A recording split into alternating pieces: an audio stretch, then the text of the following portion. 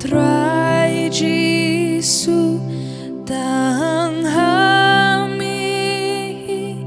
Ngashan Jisu.K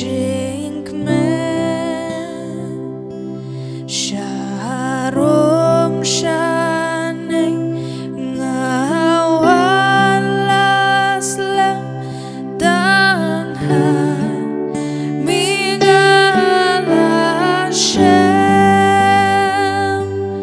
Tang Jisu Bala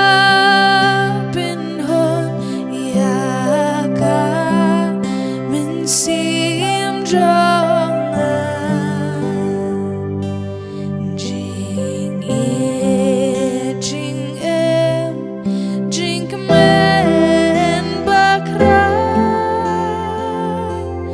Jisu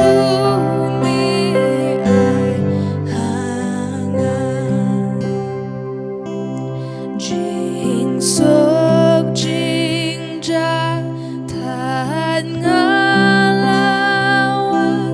Yami Bun sin ngakle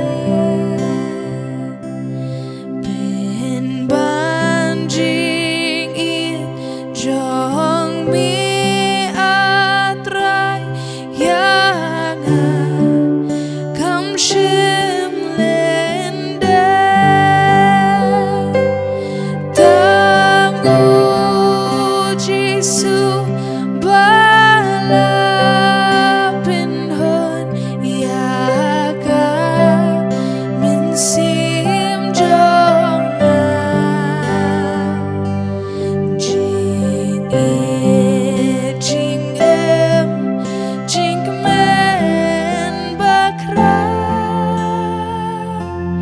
Jisu mi ai hangan Ngaju bang jeng Ngong ba pertai Ngaken Tad yang mitra Hado jing ai Ba jong mi yang bên lăng thêm mai Tang Jisu Bala Pinhon Yaka Minsim Jonga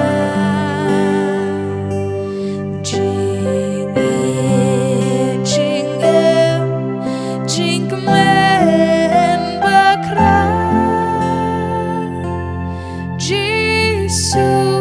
mi ai hangan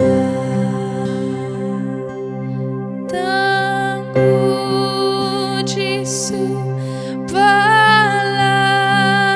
Pinhon Yaka Minsim Jonga